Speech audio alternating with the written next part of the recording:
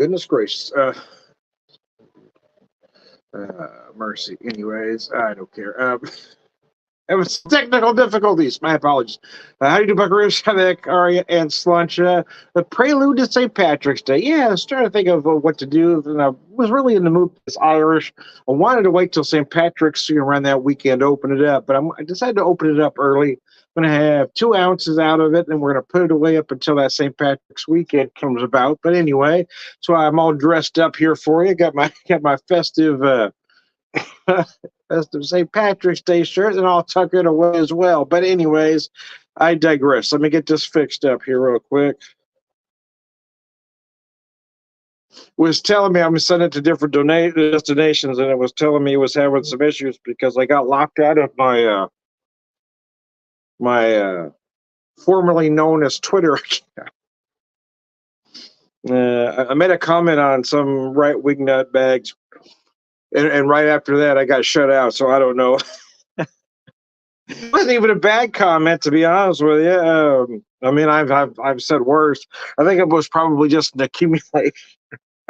Anyway, mercy, Percy. Of course, Twitter's become this right-wing nut wasteland ever since Must Nuts bought it. So I don't really give a rat's ass anyway.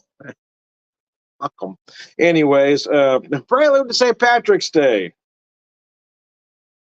Get everything fixed here. Must Nuts is a colossal douchebag anyway.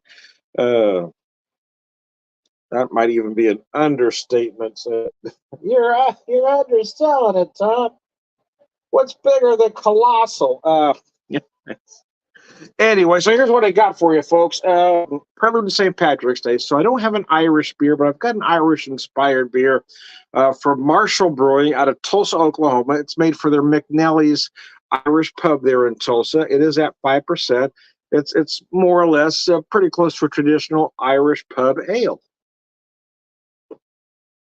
And the whiskey I decided to have with you that I just couldn't wait any longer to try to tuck it away, but I decided, like I said, we'll just do one Prelude to St. Patrick's Day video. Well, with this, I might do others, but anyway, with this particular whiskey, just this one. This is the Turcano. I've never had this one before. I've had the Turcano single malt, but quite frankly, it's been a lot of years since I've had it. But this is a 10-year-old single malt. That's port cask finish. I decided to give it a try. It's one I did pick up in Tulsa. And I gave myself a nice, like I said, a nice solid 2-ounce pour. And I love that color. Isn't that gorgeous? We set that down for a second. Just my old eyes, I'm very tired. My eyes are giving me trouble today.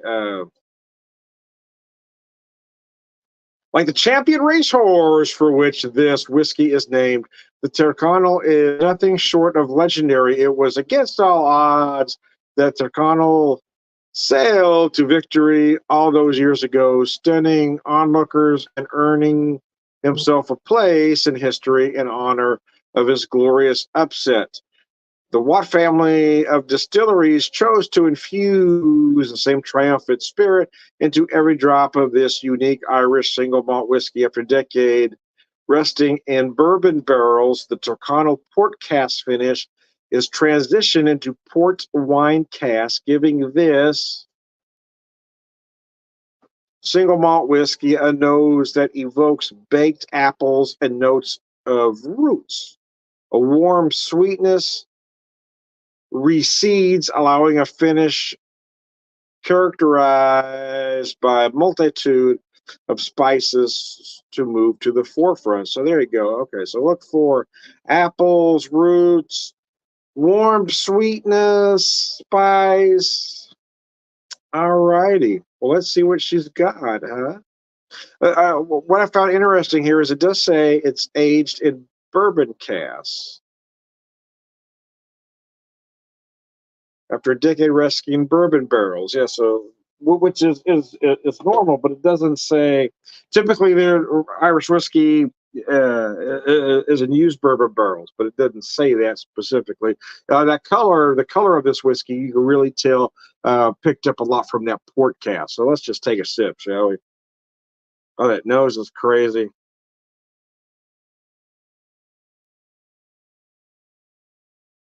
Yeah, I definitely feel the apples they are referring to.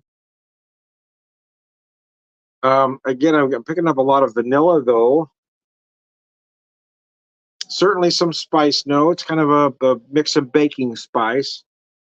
Very even and level, not one poking out more than another.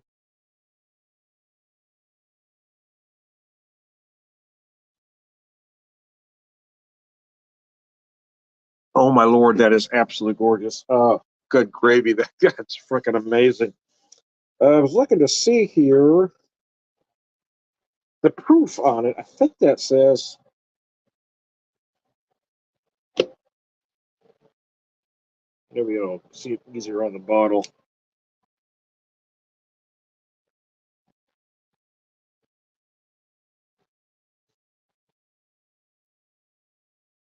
46 proof, I believe that says. Eyes do not want to focus. I'm having trouble with that light. Gosh darn, I can't get that to focus on that one little number there. Here, can you read that? I cannot read this. I can't tell if that says 46 or 48. It's so small and I can't get my eyes to focus on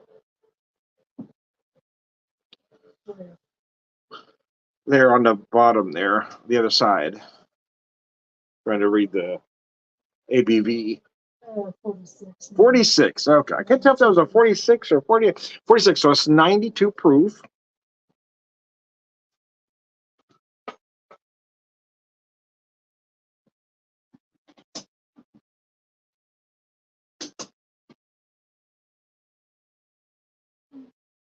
And that is gorgeous. I'm going to put the flavors and aromas aside for a second and just talk about the mouthfeel. This just feels silky smooth. It is absolutely gorgeous whiskey to drink. Apples, you really do taste those apple notes that they talked about. Almost has an apple pie kind of feel with those that mix of baking spice. Again, I feel a lot of vanilla in there as well.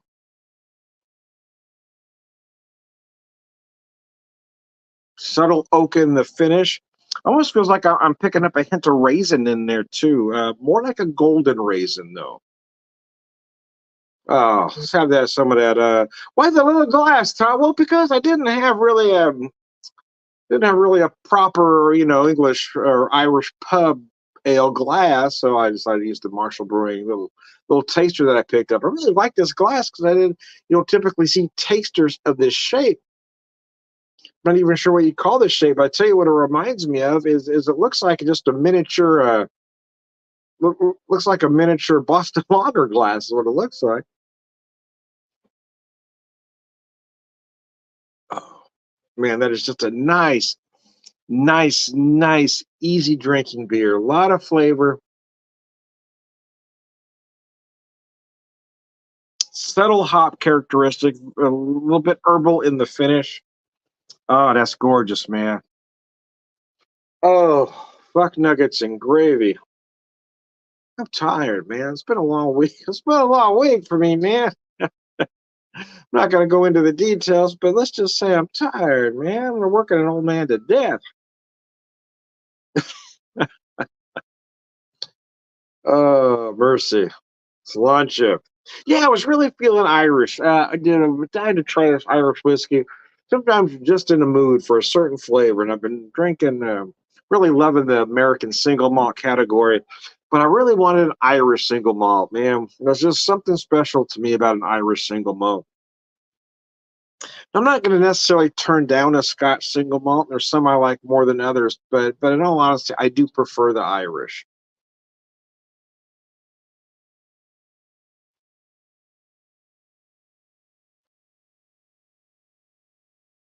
Sometimes known as the smooth, sweet one. They tend to be a little more settled in a Scotch, but maybe that's why I like it.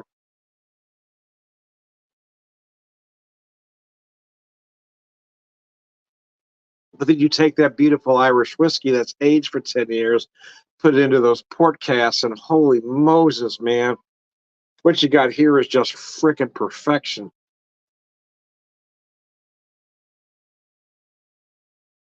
Those of you that know me know I love my cocktails as well. I doubt if I will. Well, I was gonna say I doubt if I'll cocktail this. Because this really is a whiskey you ought to drink neat. But as I'm drinking this, I think, man, that would make a beautiful, beautiful version of a Manhattan. Since it's an Irish whiskey, we might have to call it a doublet or something. Anyways, yeah. Oh, let's see. Where is this? Imported by Kilbeggan. Oh, I didn't realize it was Kilbeggan at the Cooley Distillery. Okay. Product of Ireland, Cooley Distillery, Rivertown, Dundalk County, Ireland. Okay, there we go. Let me show you that bottle.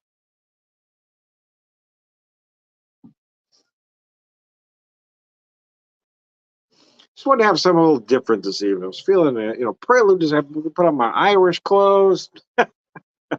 Picked up this shirt a while back. I've been dying to wear it because it's me, man. It's not subtle. It's a little garish, maybe. Some might even say kitschy. Anyway, Slacha.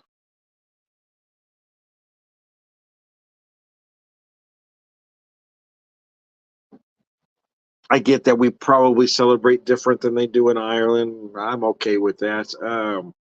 Sometimes we get criticized for the things we do and say for St. Patrick's Day. But I will say, I mean, I do tend to have specific things alcohol wise on St. Patrick's Day. Last year, when I went to a winery, actually, but so, they were a bit of an Irish theme, so that was a lot of fun. Uh, but it's never been just about that, right? In our family, we kind of created some traditions when our kids were little. The leprechaun would visit the night before, typically. A leprechaun isn't Santa Claus, so it didn't necessarily leave leprechaun was a little mischievous, so leprechaun made a little bit of a mess. Usually left a couple potatoes, and he'd leave each kid one treat, some small toy or something, some token, depending on the age at the time.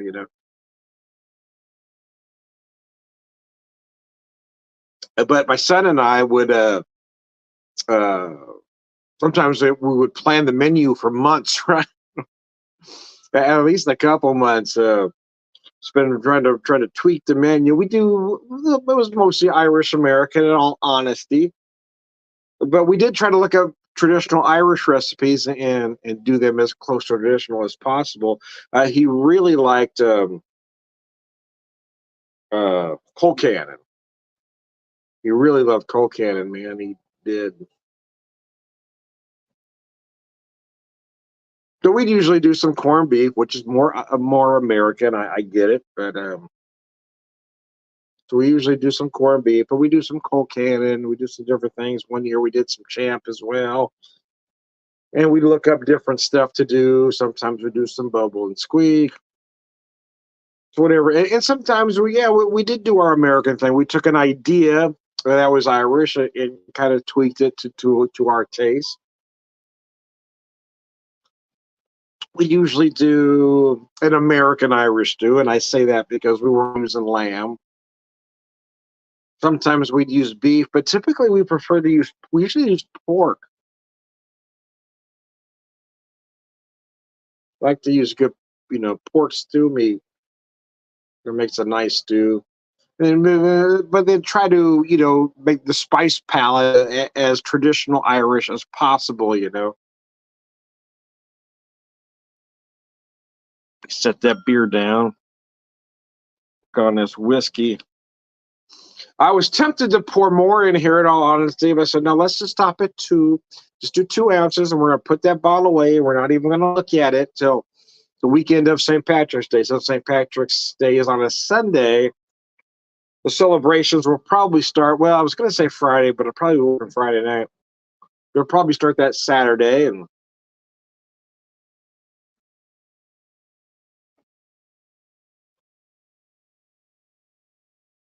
if I was smart, which, if I was smart, I'd probably ask for that Monday off, but I probably won't. I'll probably do most of my thing on that Saturday before St. Patrick's Day. Well, excuse me.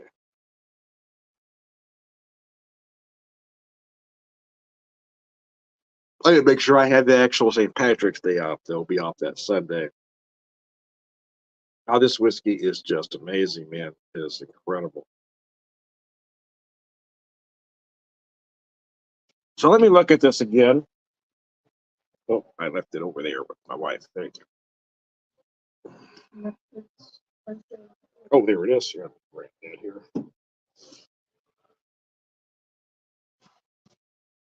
So they tell you to look for notes of apples, notes of roots. I'm not really sure what they're getting at there. I don't know.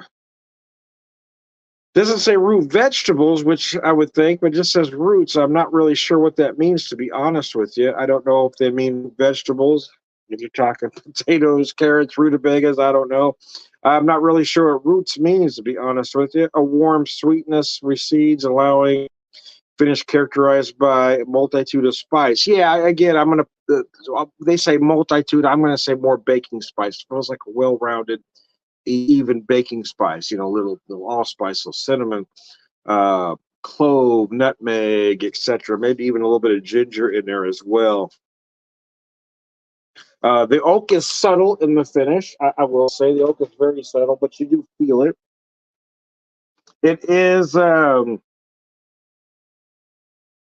There is a little bit of sweetness, as you expect from an Irish whiskey, because it's known as a smooth, sweeter one.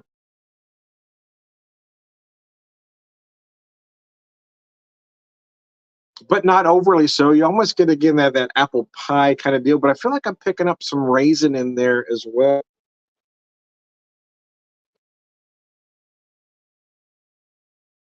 Kind of feels more like a golden raisin, like I said earlier. But yeah, a little bit of raisin note. But yeah, you get a really nice kind of apple pie kind of feel there. Oh, this whiskey is just beautiful, man. You're beautiful, babe. Don't ever change.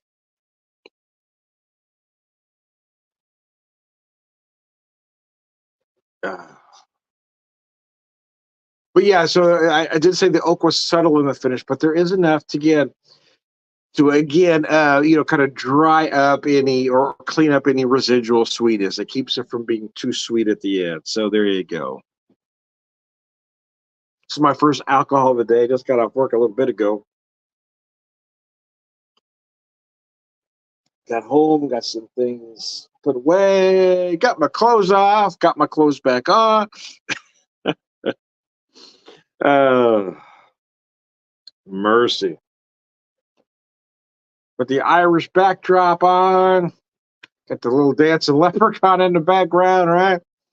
Little dancing leprechaun. Yeah. I'm trying to create a mood, man. Trying to create a mood, man. So, what will we do this year for St. Patrick's Day? Well, we're not going to go away like we did last year. We made a nice weekend of it. It was a lot of fun because we hadn't done anything like that before, you know. Went to Kiltoy Winery, and that was a lot of fun. I hit a few other places, and it was just nice because it was different. But this year, we're trying to put all of our eggs in one basket, if you will. We're instead of doing several small trips like we did last year, we're trying to save up for one big one because it's our 30th anniversary in September. So we're gonna stay home. So we probably won't do a lot because even there were St. Patrick's Day. Well, there were some events, I guess, or even when we stayed home, we spent a lot of money because the food tends to add up. So we probably won't do anything big. I probably will try to get a corned beef. But since it'll be just the wife and I won't do it on a big scale. I mean, there's times in the past that I would smoke a corned beef and then do one more traditional. I don't really do that boil thing, right? I don't like to boil. So I found when I do a corned beef, I prefer to braise it, meaning give it a nice brown, take it out of the pan, deglaze the pan, put the veg in the pan, put some liquid in the pan, put the roast back in in the Dutch oven, put the lid on, stick it in the oven low and slow. I usually do about 250 time depending on the size of the corned beef, obviously. But I do prefer that method to the old fashioned boil. I think if you for me, if once you boil it, you take all that flavor out of that sucker. I just put it, braising liquid. You just put just enough in there, and all that flavor it just concentrates in there. It stays in the meat, but it does add to the broth, I guess. Doing the corned beef, I don't typically turn it into gravy, but you do have that broth to work with.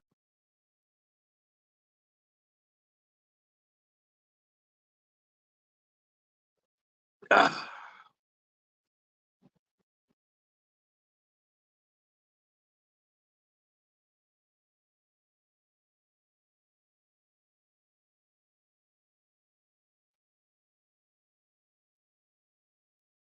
I do feel a little honey-like sweetness in there. Again, so the port wine does change it a little bit, but you do feel a little bit of that original Irish, where you're going to get a little bit of honey. You might feel some heather-like notes as well. That Irish whiskey tends to impart. I am a big Irish whiskey fan. Growing up, Dad was a bourbon drinker, so I became a bourbon drinker as well. As I got older, though, I kind of gravitated towards Irish whiskey in my early 30s. Then, as small distilleries started popping up here in the U.S., I kind of gravitated back towards American whiskeys, bourbons, but also, other American whiskeys.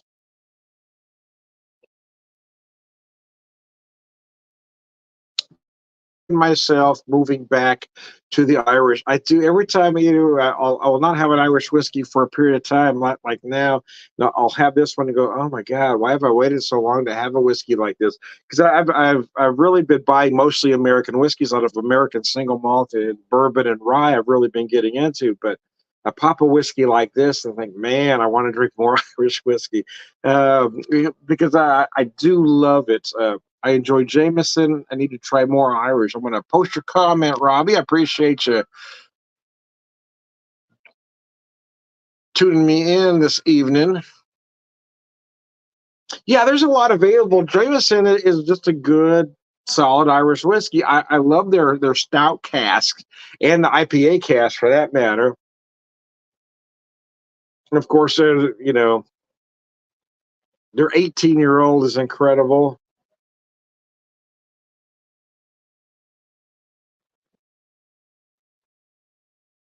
But for the longest time, all was available was just your standard Jameson, your standard Bushmills, but now there are various others available. I first had Turconnell probably, let's see,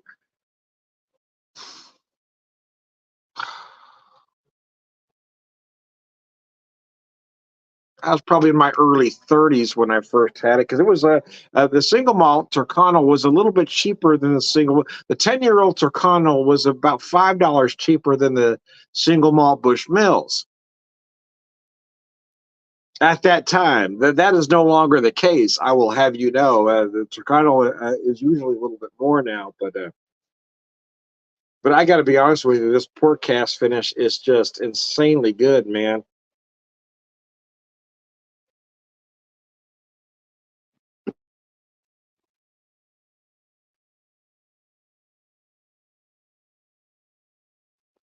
And I was kind of curious about that. I must admit.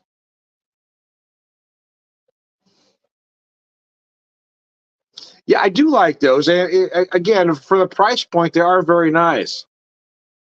I will say I probably prefer the stout cast, but I do like that IPA cast, especially as you get more into the spring, right?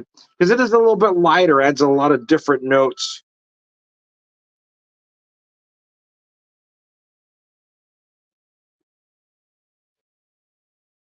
The rest of the beer in here, just a little bit left. So I'm going to finish that up.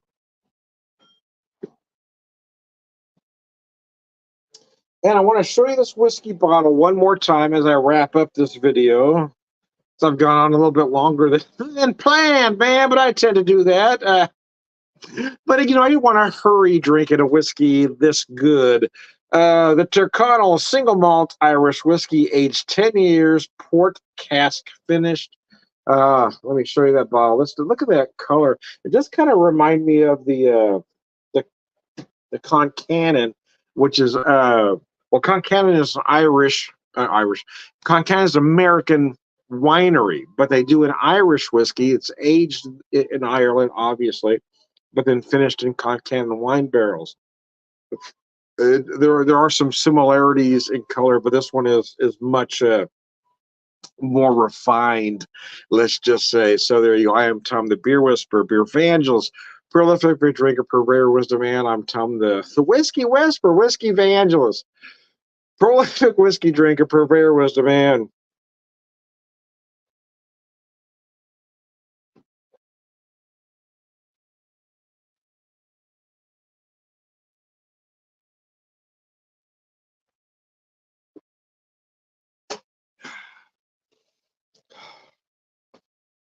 All right, good guys, Slancha. Thanks for tuning in, folks.